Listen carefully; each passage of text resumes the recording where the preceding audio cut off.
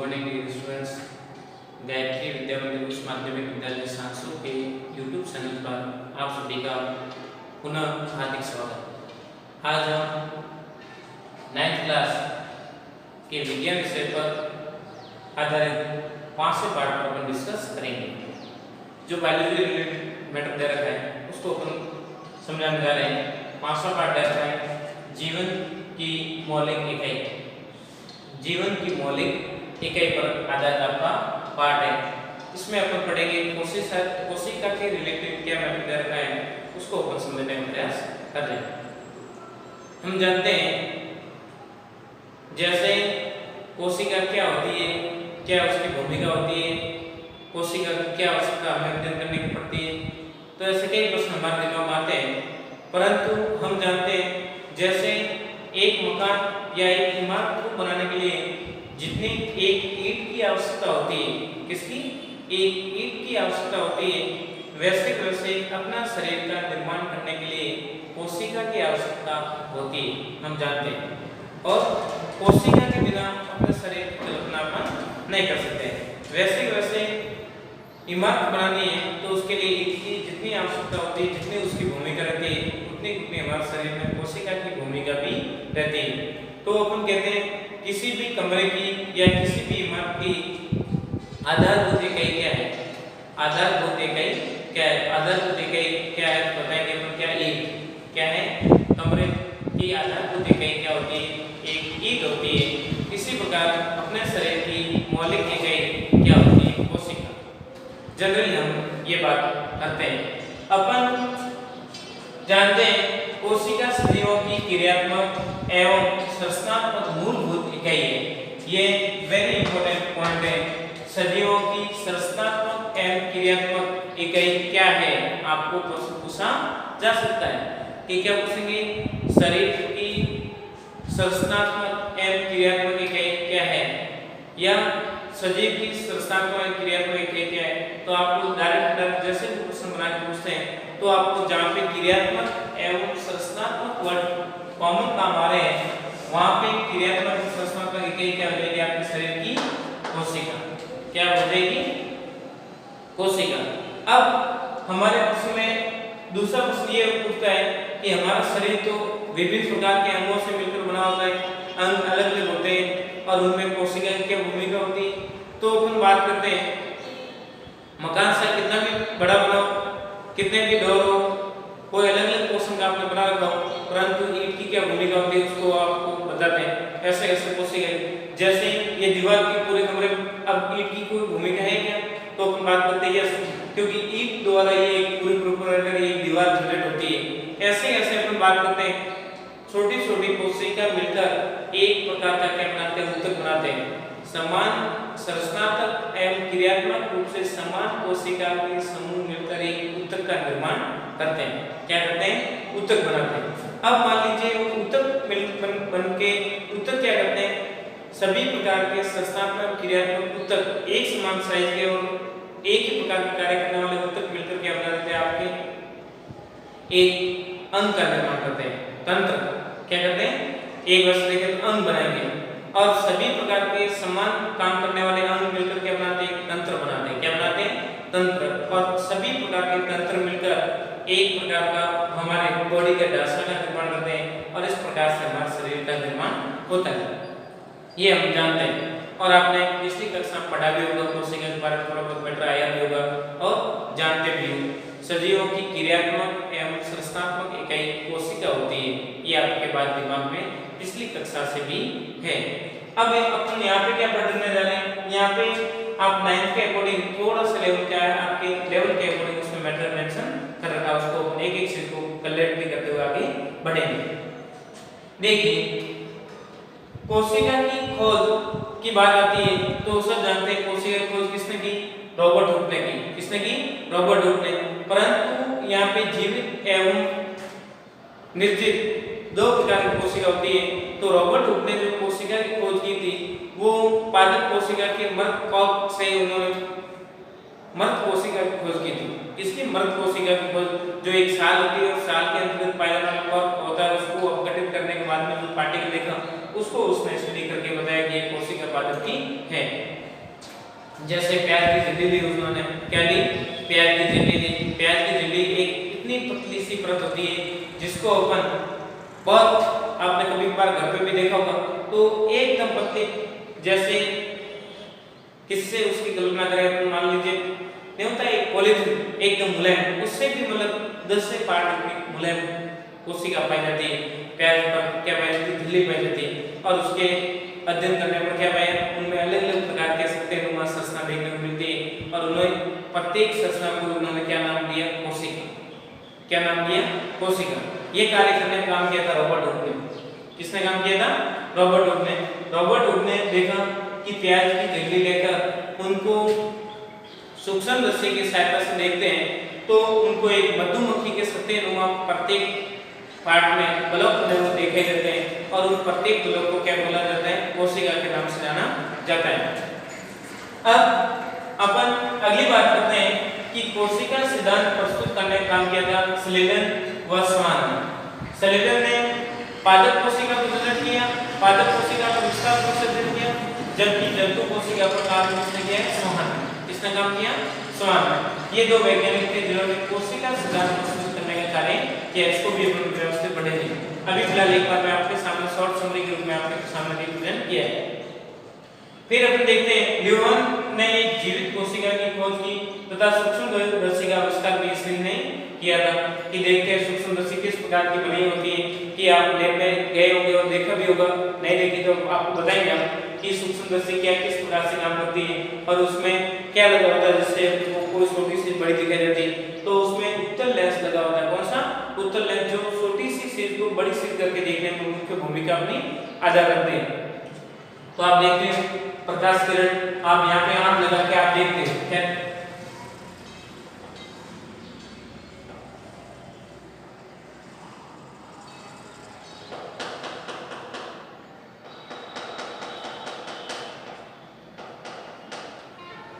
तो ये नेत्र है और नेत्र को ऐसे सूक्ष्मदर्शी पे रख के देखोगे तो आपको दिखाई देगा आगे लेंस लगा हुआ है और लेंस पर प्रकाश किरण पड़ती है और वही प्रकाश किरण वस्तु जो आपने स्लाइड लगा रखी है उस पे जाके टकराती है और जो आपने स्लाइड रख रखी है उसमें जो पार्टिकल है उसको उत्तल लेंस के अंदर बड़ा करके दिखाता है और उससे आप आइडेंटिफाई करते हैं कि उसमें इस प्रकार की कोशिका या इस प्रकार की संरचना आपको दिखाई देती है। तो आप देखते हो ये सूक्ष्मदर्शी किस प्रकार की संरचना होती है, क्या नहीं होती है, उसको आपको मैं व्यवस्थित प्रैक्टिकल के रूप में आपको बताऊंगा। फिर भी लेटेस्ट में आपके सामने डायग्राम बना के रिप्रेजेंट कर रखा है, उसको आप व्यवस्थित रूप से एक बार स्क्रीनशॉट पूरी मैटर का ले लीजिए, फिर अपने मैटर को आगे बढ़ा रहे हैं। देखिए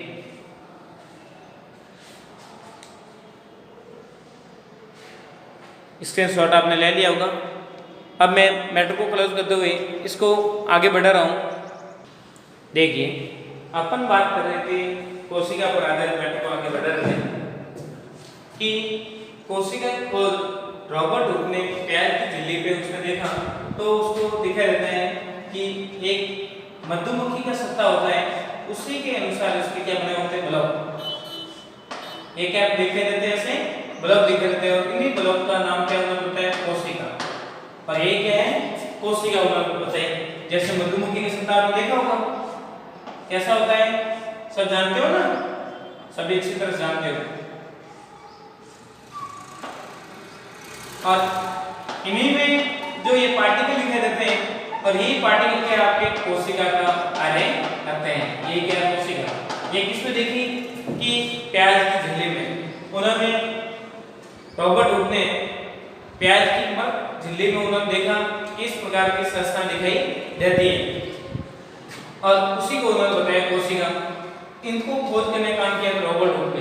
परंतु जीवित सूक्ष्म जीव जैसे कई प्रकार के जलीय सूक्ष्म जीव थे, उनको जल की एक बूंद लेकर स्लाइड पे फैलाया और फैलाते के बाद में इलेक्ट्रिकल सूक्ष्मदर्शी की सहायता ल्यूवन क्रॉप ने देखा कि मतलब विभिन्न प्रकार की कोशिका, विभिन्न प्रकार के सूक्ष्म जीव में विभिन्न प्रकार के पानी की बूंद में बहुत सारे से बैक्टीरिया होते हैं जो कई प्रकार के संरचना दिखाई देते थे। उनको भी उन्होंने अध्ययन करके बताया मतलब किस प्रकार के छोटे छोटे पार्टिकल है या छोटे छोटे कण है जो एक प्रकार के जीव का निर्माण करने में मुख्य भूमिका अदा करते हैं। तो बेसिकली आप याद रखना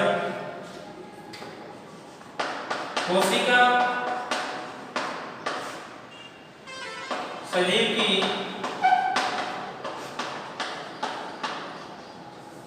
की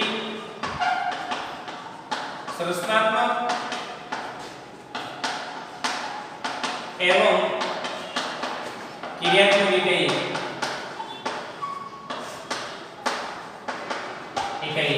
ये बात तो आपने नोट कर ली, आप जानते भी हो, सब बता भी दोगे।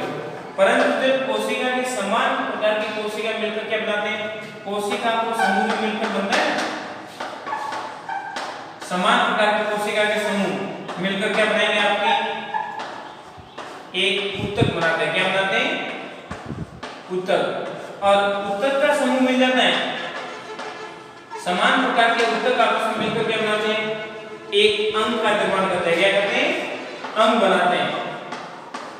और विभिन्न प्रकार के अंग मिलकर अंगों का समूह मिल जाता है और क्या बनाएंगे, एक तंत्र। क्या बनाएगा, तंत्र। और सभी तंत्र आपस में मिलकर क्या बनाते हैं, एक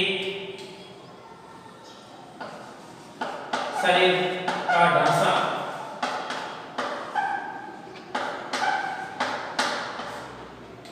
तैयार करते हैं। तो देखिए, कोशिका मिलती है, कोशिका समान समूह मिलकर ऊतक बनाएंगे, ऊतक से अंग बनते हैं और अंग से तंत्र और तंत्र से शरीर का निर्माण होता है। अपन वैसे की बात करते हैं कोशिका की, जैसे अपने शरीर में विभिन्न प्रकार की कोशिका पाई जाती है। अपने शरीर में बात करें तो कोशिका विभिन्न प्रकार की पाई जाती है। अब अलग अलग कोशिका अलग अलग प्रकार के कार्य करती है और अलग अलग प्रकार के कार्य करने के आधार पर उनको अलग अलग कैटेगरी में डिवाइड कर रखा है और उनकी अलग अलग की विशेषता भी होती है। अब उनको भी अपना अध्ययन करेंगे। उससे पहले आप देखते हैं कोशिका के आधार पर जीवों को दो कैटेगरी में डिवाइड कर रखा है। कितने कैटेगरी में, दो कैटेगरी में। एक तो एक कोशिकीय और एक होते हैं बहुकोशिकीय जीव। कोशिका के आधार पर आप देखते हो जीवों को कितनी कैटेगरी में बांटा है। पहले देखते हैं कोशिका सजीवों की संरचनात्मक इकाई। तो निर्जीव तो कोशिका वाले समूह जीवित नहीं हो सकते ना, तो उसको निर्जीवों को तो अलग ही होगा। जीवन की प्रक्रिया बताए तो हम देखें ब्रह्मांड में, देखते हैं अपन सृष्टि में, तो सृष्टि में विभिन्न प्रकार के दो घटक होते हैं, जैविक और अजैविक घटक।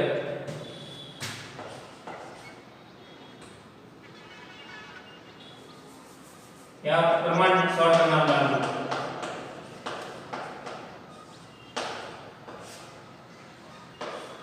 ब्रह्मांड के दो घटक हैं, एक तो होते हैं जैविक घटक और एक होते हैं अजैविक घटक।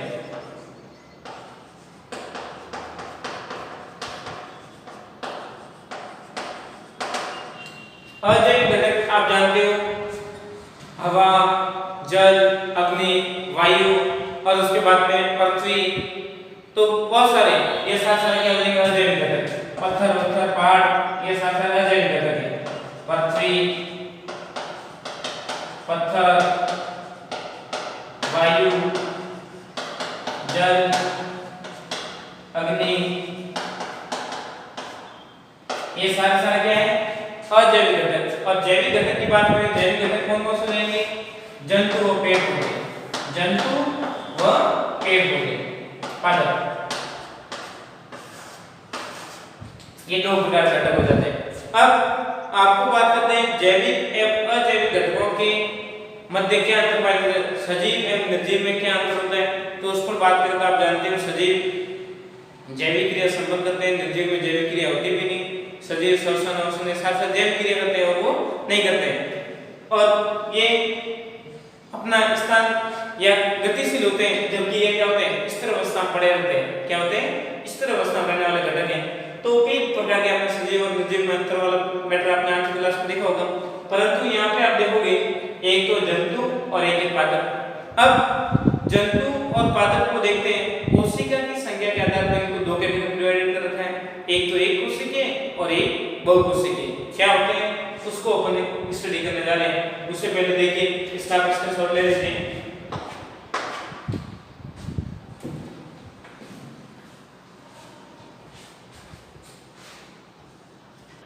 देखिए आगे देखते हैं अपन कोशिका खोज के बारे में, कोशिका की क्या भूमिका रहती है उस उस पर आपने थोड़ा बहुत डिस्कस किया था।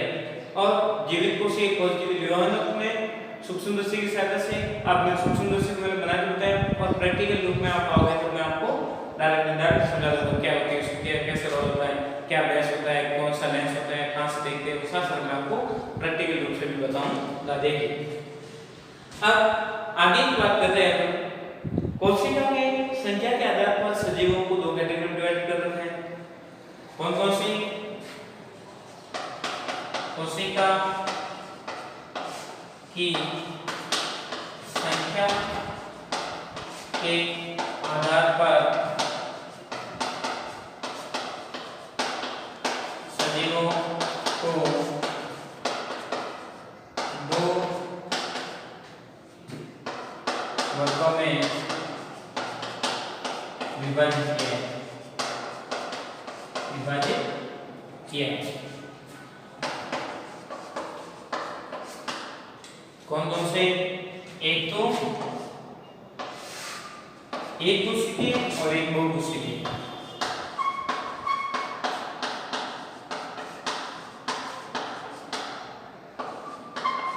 सजीव या वास्तव में कैसे जीव जंतु, और एक है बहुकोशिकीय।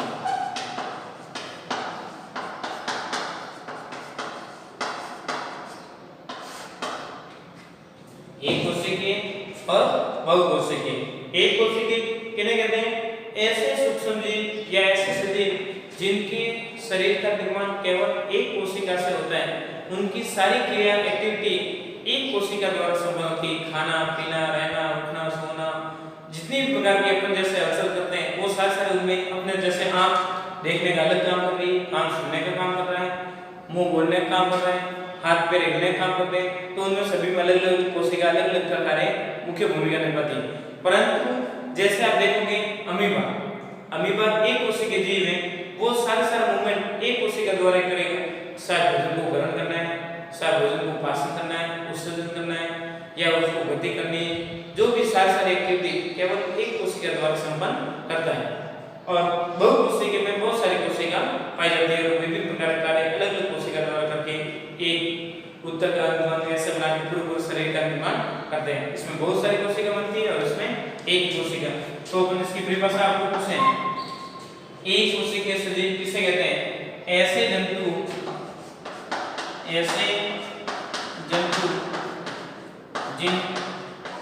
जिनका निर्माण केवल एक कोशिका से होता हो, अर्थात सजीव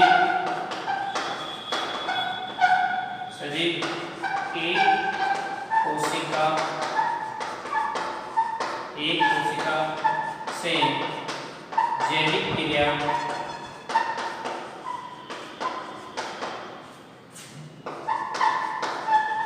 संपन्न करता है, उसे एक कोशिकीय सजीव कहते हैं। एग्जाम्पल इस पेज पे आपको देखें तो एग्जाम्पल कौन कौन सा देंगे? अमीबा, यूग्लिना,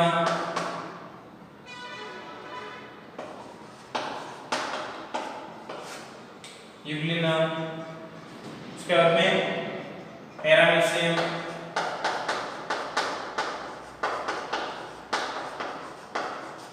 जीवाणु,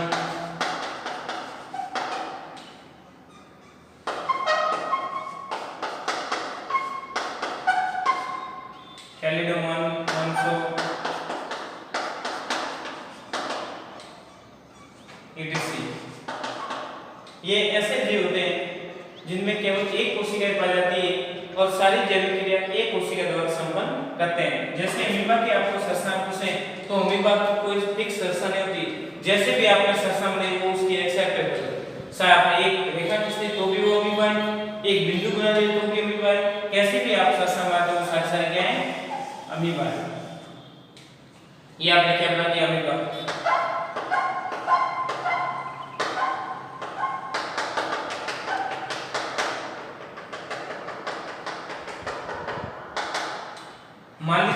ये अमीबा की मैंने सर्च समझाई। अमीबा एक कोशिकीय जीव होता है। अब उसको मान लो भोजन की आवश्यकता है, तो ये अपने मतलब कोशिका या कसाब को क्या करेगा, फैलाएगा। भोजन मान लीजिए यहाँ भोजन है, तो इसको मतलब आगे की तरफ ऐसे फैलाएगा और इसको आगे की तरफ फैलाएगा। फिर बाद में धीरे धीरे धीरे भोजन को अंदर ले लेंगे और फिर बाद में पाचन शुरू। अब मान लो भोजन अवशिष्ट हो गया, तो फिर वापस यहाँ पे भोजन पड़ा हुआ है, तो एक कोशिका वहां से घटेगी धीरे धीरे धीरे धीरे धीरे धीरे इस भोजन को क्या करने के बाद।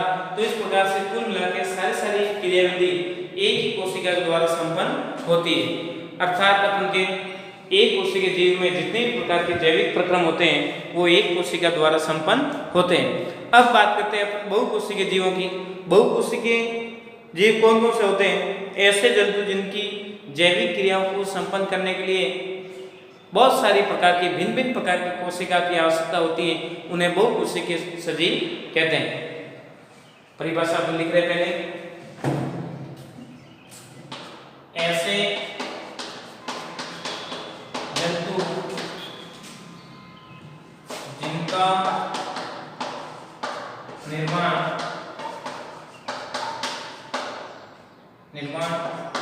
भिन्न भिन्न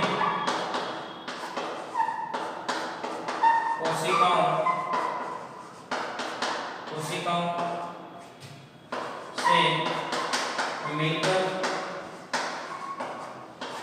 ऐसे जंतु जिनका निर्माण भिन्न भिन्न कोशिकाओं से मिलकर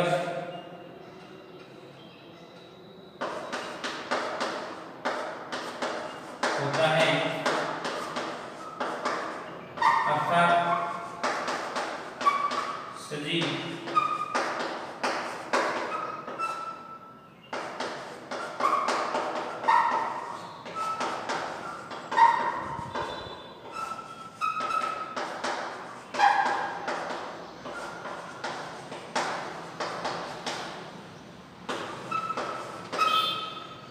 विभिन्न प्रकार की कोशिकाओं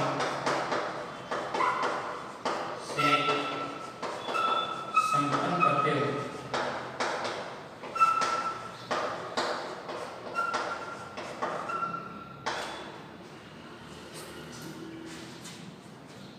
इसके उदाहरण एग्जाम्पल मनुष्य, कुत्ता, गाय, भैंस, बरगद का पेड़,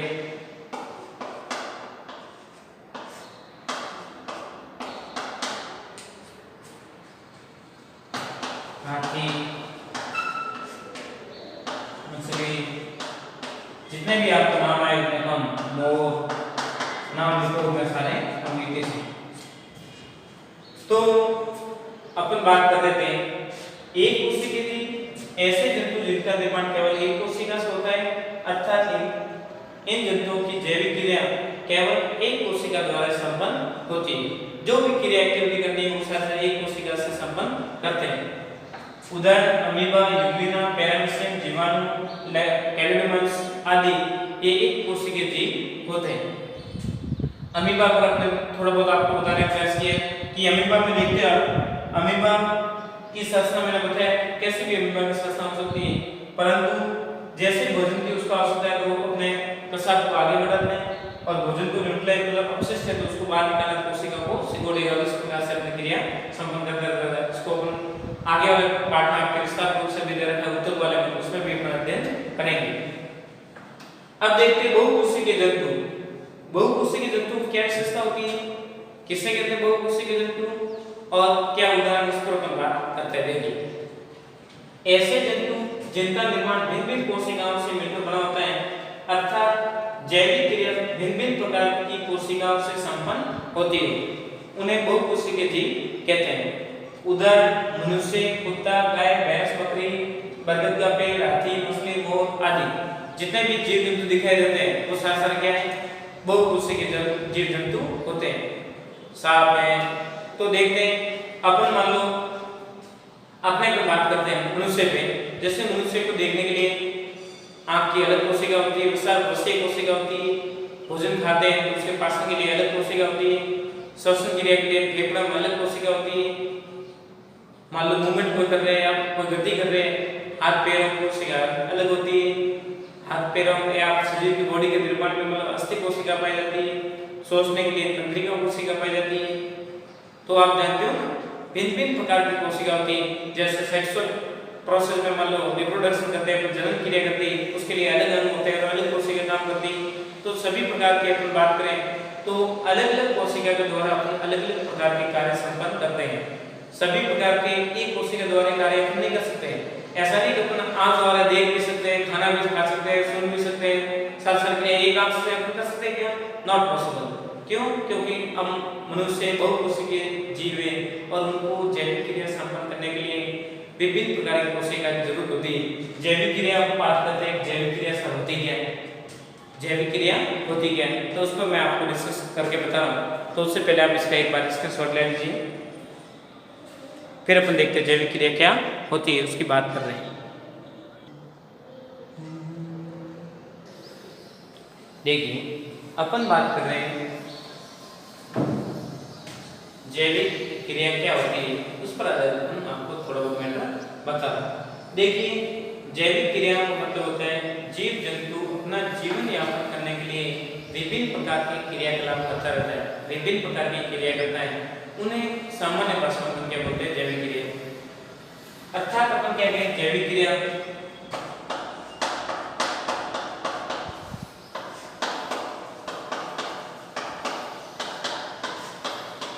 परिभाषा क्या आ जाएगी?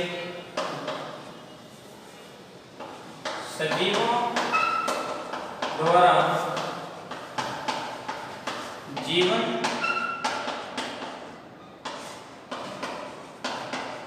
यापन करने के लिए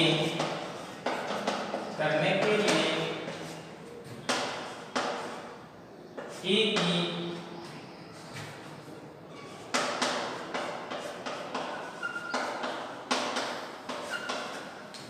विभिन्न प्रकार की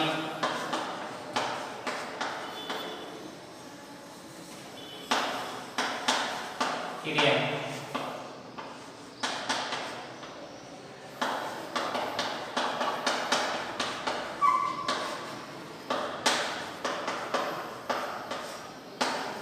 जैविक क्रिया कहलाती है। अर्थात क्या है कि सजीव अपना स्थायित्व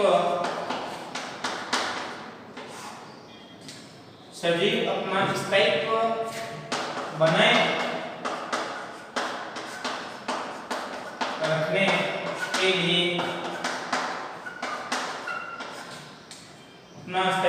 रखने के लिए जो परिक्रम अपनाता है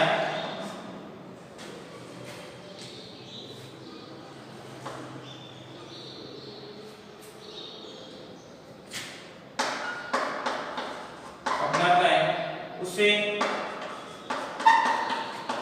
जैविक क्रिया कहते हैं।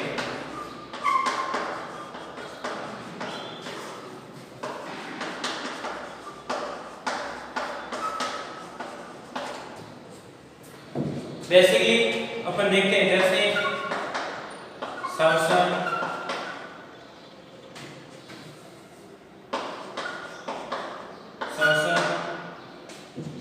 पाचन,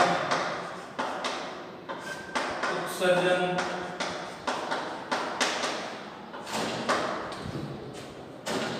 गमन,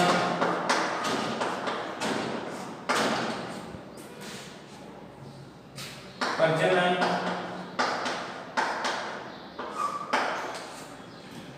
उसके बाद में क्या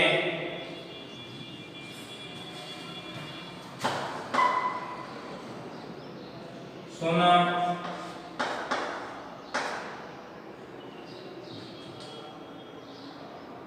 या नींद लेने का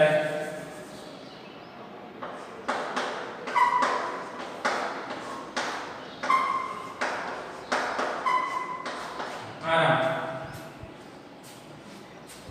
ये सारी क्या है क्रिया और संवेदना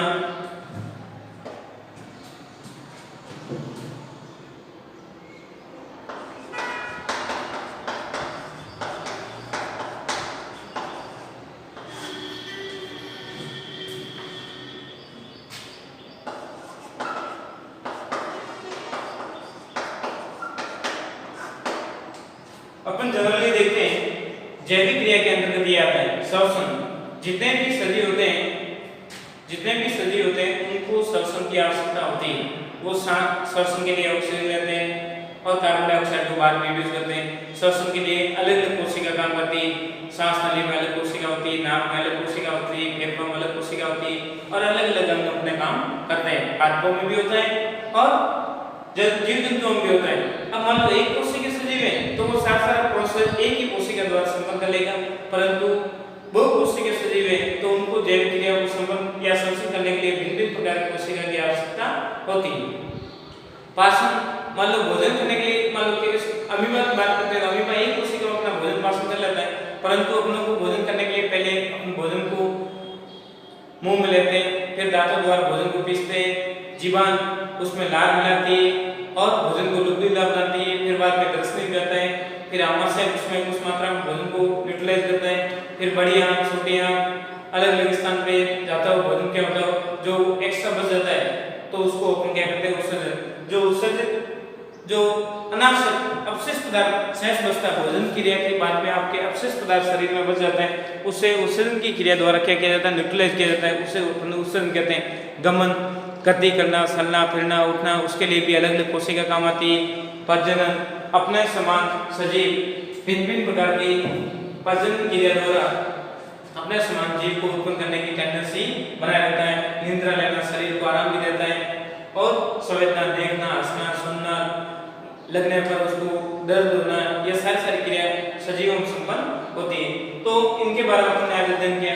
कल आप देखोगे विभिन्न प्रकार के सजीवों में क्या क्या गुणधर्म होते हैं, किस प्रकार की कोशिका रोल रहता है, कोशिका के कौन कौन से भाग हैं, उस पर आधारित अपन विस्तार पूर्वक से वीडियो को देखेंगे अगले वीडियो में। उससे पहले आपने काफी स्टूडेंट और विद्यार्थी चैनल को सब्सक्राइब नहीं किया है तो गायत्री विद्या मंदिर यूट्यूब चैनल को सब्सक्राइब करके आगे से आगे शेयर कीजिए, लाइक कीजिए और साथ साथ पढ़ते रहिए। और कोई प्रॉब्लम या डाउट हो तो उसको आप